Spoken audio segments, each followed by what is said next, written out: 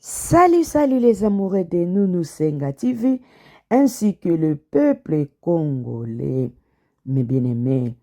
En direct, Washington, Pasteur Gili nous révèle les dessus des cartes du face-à-face entre Fachi et Gakame à Washington, mes bien-aimés. Soyez connectés sur cet dossier, mes bien-aimés. Gili est en train de parler sur la récupération de notre pays. Nous avons récupéré le Congo dans la main de l'ennemi. C'est pour cela notre frère, Pasteur Gili, nous est en train de révéler les choses cachées qui sont dessus de cette carte. Alors, mes bien-aimés, connectez et abonnez-vous massivement, partagez cette vidéo et les commentaires, nous allons faire selon l'opinion de chacun. Soyez bénis au nom de notre Seigneur Jésus-Christ Nazareth. Humiliation au Congo à Sibissa. Victoire au Congo à Joaquin Lobby na États-Unis. Victoire au Congo à Joaquin Lobby. Nangai to etamwa li solo puisqu'on dirait ba te belé bazo comprendre te. On dirait ba te belé bazo so solaté. Bandeko, souvenez-vous un certain 4 mai 1997, li solo ya Utenika devant Mandela Madiba, Laurent Désiré Kabila et Maréchal Mobutu Sese Seko. Ce par-là et sikaba occidentaux. Babandai koluka comment déstabiliser les Zaïre et balukandeni bakoko telemisa Rwanda. Le problème c'était quoi? Toye lelo to mekato betamwa li solo ango bandeko ba Holanda biso ba mekape ba comprendre ba sosola. Problème est à la kinini. Mobutu oyo ba présentera biso comme un démon, un dinosaure, un sanguinaire, la personne qui a pillé le Zaïre. Anambongo koleka même république patati patata. D'ailleurs banque ya Suisse ce qui existaka pour la fortune ya Maréchal Mobutu, c'est archi faux.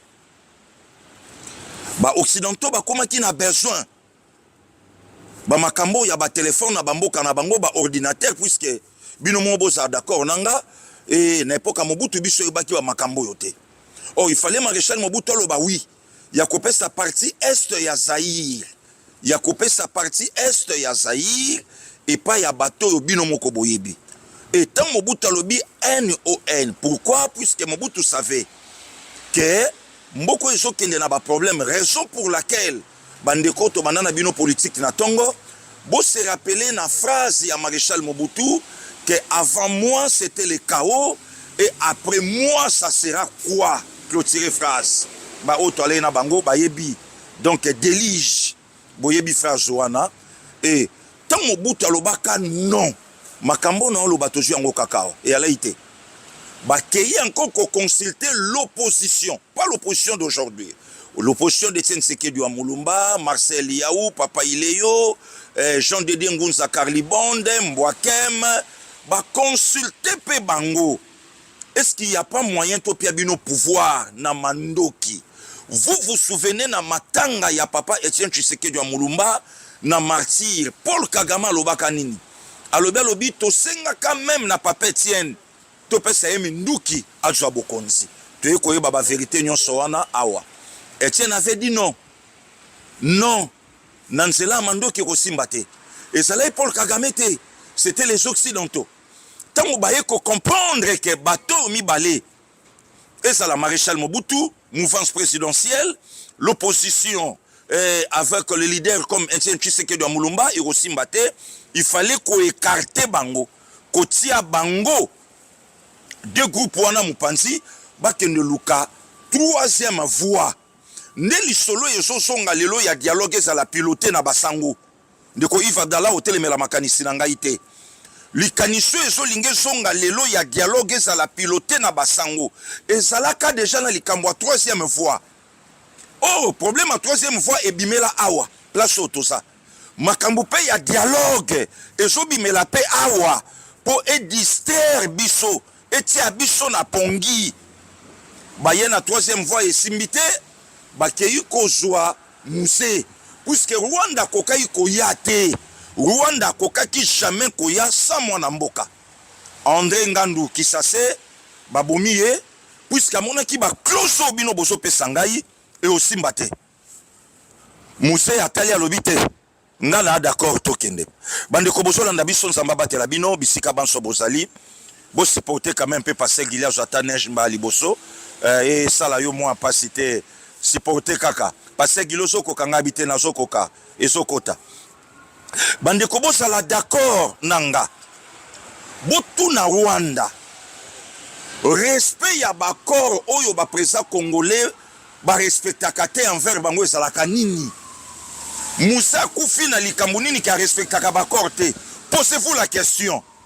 bakor nini oyo basinyasaka musée rebelle na bakor nini oyo musée ayaki koboya tant que chef de l'état na betela bandeko mwa lisolo moko eka musabino ya bato lelo bakomi ba donneur de leçons babomi musée le 16 janvier 2001 na yebi esiko nga na okoma lelo toke na biso musikate le 16 janvier 2001 bato yo nyonso lelo bayaki batravayaka na Joseph Kabila pendant 18 ans exemple Azaria Surberoa ayebi mambo na oloba bayeba yike musée akosilisa premier trimestre ya 2001 te d'une manière ou d'une autre baobomaye masolo wana toyoki yango balobi na biso ke Azaria sabeta lisolo tolinga yutoboma musée na avion mais totali ke soto bi toboma ye na avion et que ça la 7e année toboma bien mana na 1994 alors 2001 musée encore en avion et aussi mbaté 2000 navio ko simbaté 98 navio ko simbaté ba comprendre que eza ba jeune biso batuana ba komaka tina niveau ba pendre musée donc ba diembikisa musée. Vous vous rendez compte? Président de la République. Makambo na lo basaria sur Bewa maniwa ayebi yango. Babo Mamouze. Pourquoi? Makambo ba lo na président Tshisekedi Lelo. O bazo ko c'est la président Tshisekedi Lelo que il ne respecte pas les accords. Makambo nanga zoloba eza langage ya Rwanda. Siko bandeko. Tome kaka totu na bango. Soki Moussa respecte ba korte. Ba kor yango ya laki nini?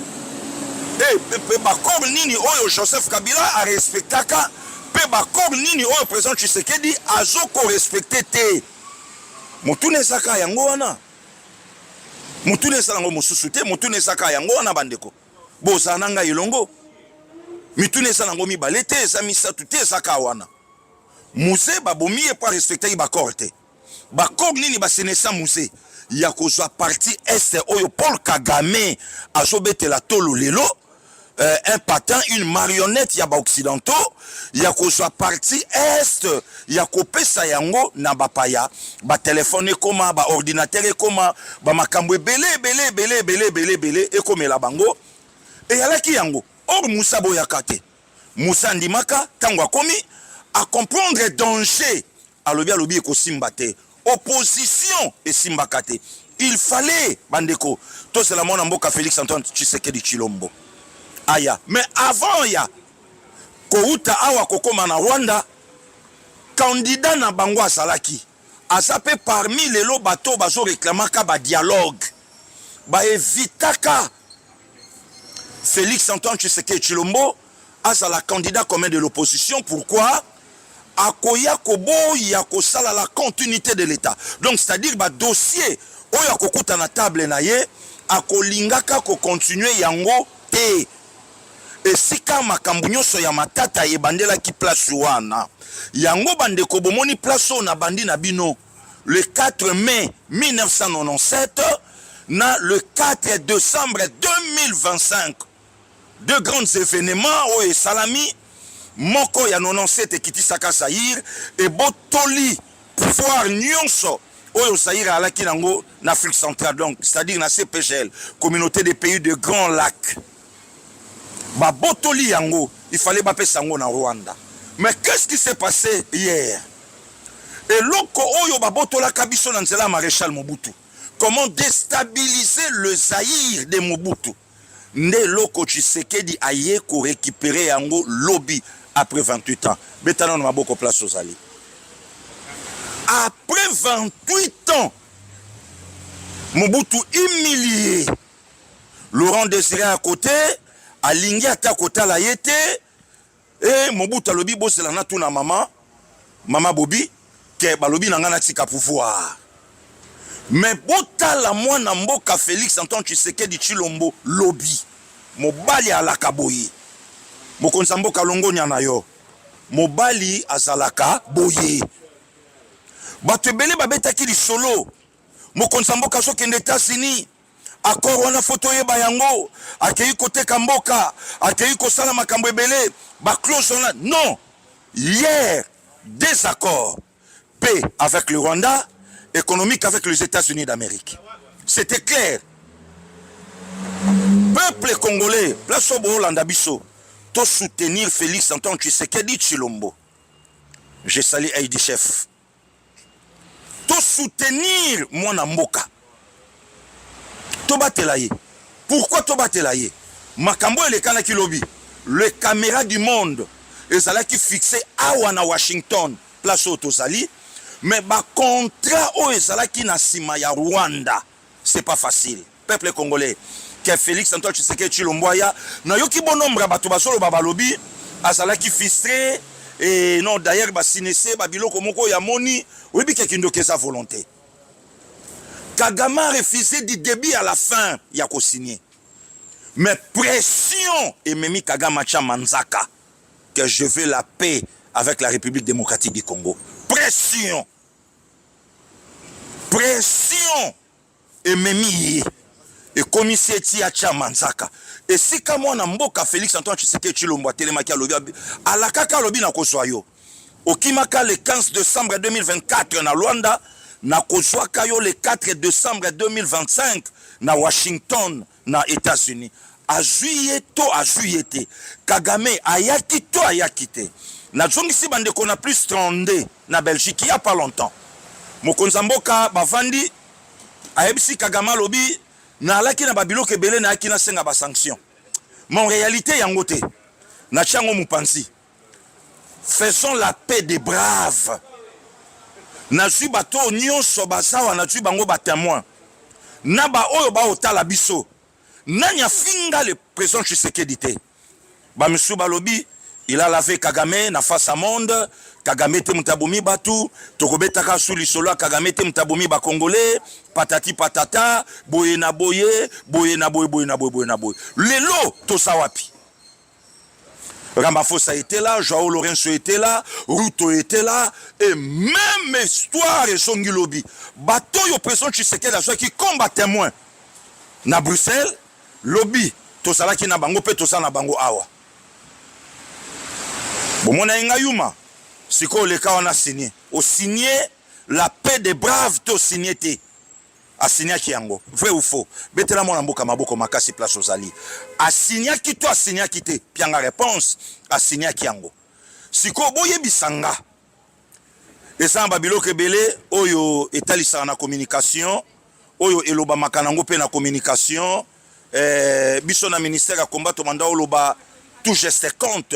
Bandeko to lekina bango na ministère ya combat nzamba batela bango place bazolanda biso. Le président congolais a outi ko sa discours na ye azozonga. Le président américain a telemi. Le président américain a telemi. Ayambie na maboko alobi na ye likambo na litoi. Na yebi makambo ngome na koloba te. Ngai likambo litoi. Trump a ebisi président Tshisekedi likambo na litoi. Abisa la sui. Aofukate. Makambo liboso etalaki ngai te. Ngai Donald. Mais awa na che moto na ngana makambo yo. Ba Congolais baza déjà ya kosepela. Kendo fanda na yo. Président Tshisekedi a avandi Paul Kagame auto sala discours azosonga. Donald Trump a pese mbota kofanda. A pese mbota ovanda. Merci beaucoup na encourager yo. Bandeko total na bango mambabale ba papa Bili Mabila bayebi joueur wa sala la match soka obi matoyebi ndenge coach ayambaka ye. Pona nini ye mta auto sala match.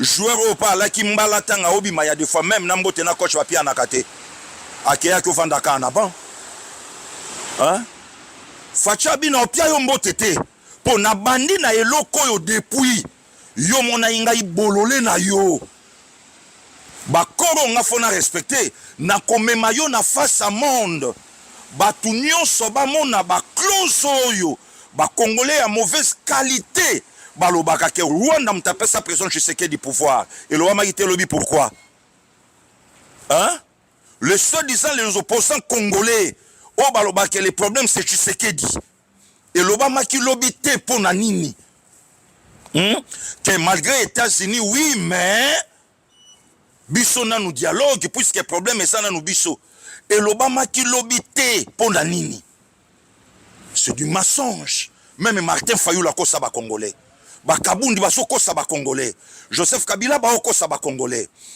après discours il y a deux chefs d'état Kagame pesi président moko ka mbote le président Kenyan Ruto pourquoi puisque c'est son frère il y a un problème actuellement en Afrique leadership oyo ba occidentaux ba pesa ka Paul Kagame boka anga bien après 30 ans de pouvoir bazo luka fiko et okende pa nani j'ai des dames et zobeta ma héros Ruto solinga ba pesa ye Ruto un sanguinaire un tueur boyebi solo Ruto po aya na ebonga ya bokonzi ya Kenya place azali boyebi bato ya boma mais Ruto so comprendre que Kagame touche déjà sa fin ya pouvoir na ye Nzamba Pambola Mama Virginie Lofembe Ndeko Yves Abdallah 30 ans c'est beaucoup ça suffit même les occidentaux va comprendre que 30 ans est coquille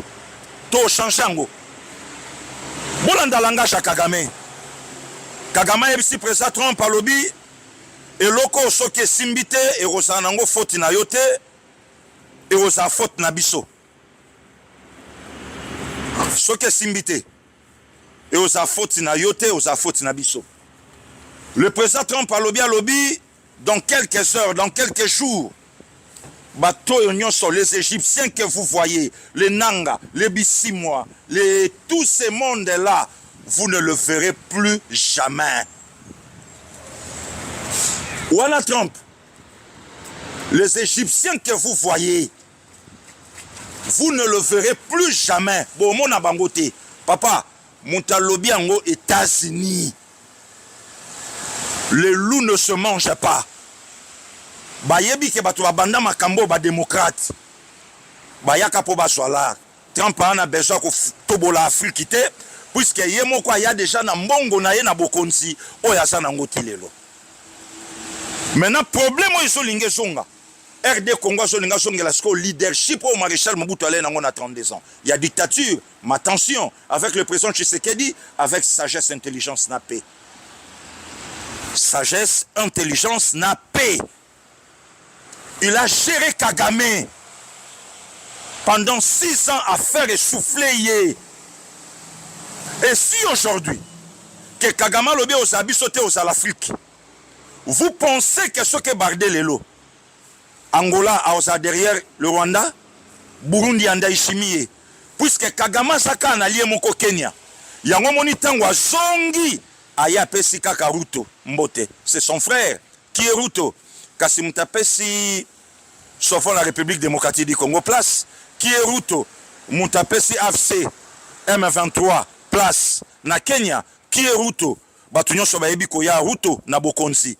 Nenge Ruto afingi ba Congolais. Ruto alinga bisote. Bitumba oyo Tshisekedi obunda lelo. Nako kende même loin. Empire Imatusi en a besoin. A la suprématie. Il y a ce pégel. Makambo yoto le kana Tanzanie batunyo so bayebi yango.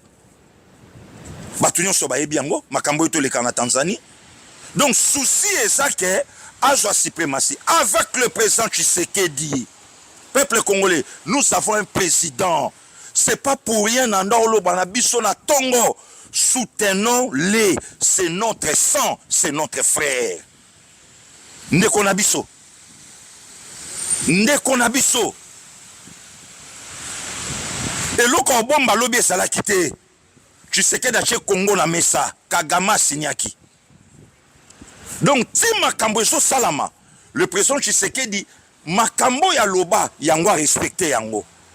Moi, discuter avec ses patins, les Nanga, les Bissimois, jamais, jamais, même à ceux qui va commis na porte yanda kunanga, je ne discuterai jamais na bango.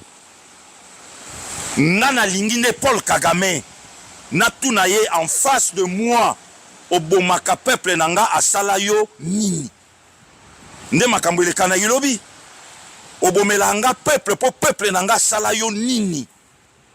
Siko tangu Donald Trump alobaki, bientôt là ba obima, ba nani ba na SEO ba obima. Siko tangu président Tshisekedi abandai koloba bi c'est le Rwanda. Et ça Rwanda. Au talent n'angambo Congo balobi non et ça Rwanda te et ça problème entre nous les Congolais. Mais Donald Trump a bi bakobima. Siko botu nanga okendo wapi nanga? Ode wapi? Bertrand, cholestérol ça va? Bissi-moi, tension ça va? Bo kende wapi? Puisque ba oya Rwanda ba osonga Rwanda. Bongo bino boko kende wapi? Peuple congolais, victoire na États-Unis, na misu ya monde entier. Na kamo batu baholo ba président Tshisekedi ala ki frustré, ala ki mawa, ba senese makamu non. Ala ki na posture, ya un homme d'État. Si a telemaki wana, décision ya mboka, yango memaki. Si a salaki wana, ayaki mamba oseka na batute, ayaki mamba otelema na batute, ayaki mamba bambote inutile te. Kagame alaki na pomoko ya muke alai nango. Oya yeba yike ça avec le président Tshisekedi ekoya ayeba ite kaobeta na mukishi. Peuple congolais, bomone sika ba voyage fouti. Hein? Tshisekedi a aussi saké samboka et loko moke so salamate bikende na bikende. Bomoni lelo place Tosuki. Na 9e mois, na Assemblée Générale des Nations Unies, Batoubaye Babi, Trump a saboté Tshisekedi. J'ai parlé avec ma grande sœur Myriam et Solomon que je sali. Abi nanga abile ki nangai. Ya kendela ki Trump, to ya kendela ki makambu ya Assemblée Générale des Nations Unies. Alors écoute, na Trump e bandi boni. Batouba bengi biso pasteur Gili. Donald ayambi Tshisekedi te pona nini. To ebisi batu le moment viendra. Lobi bomoni ndenge Donald obeta Tshisekedi na Mukongo. Pire mutunaye. Aolo banema solo na litoyi. Peuple congolais merci. Tolobaki toko kende na bango ti na suka. Na kati ya ba close et salama yulobi. Dialogue elobamite. Dialogue entre les Congolais elobamite. La paix avec le Rwanda. Dialogue et betamite. Close économique na États-Unis d'Amérique. Moutunio so a besoin ya Congo. À côté na porte étroite, na porte étendard à côté. Siko eloko nini oyo ebomba maki place wana. Peuple congolais merci nabino. C'est pas la place au Sali. Zaïro yo baboto la Kabiso le 4 mai 1997 récupéré par Félix Antoine Tshisekedi Tshilombo. Force wana y Afrique centrale récupéré par Félix Antoine Tshisekedi Tshilombo le 4 décembre 2025 à Washington. Merci à vous. Rendez-vous. Yeshua.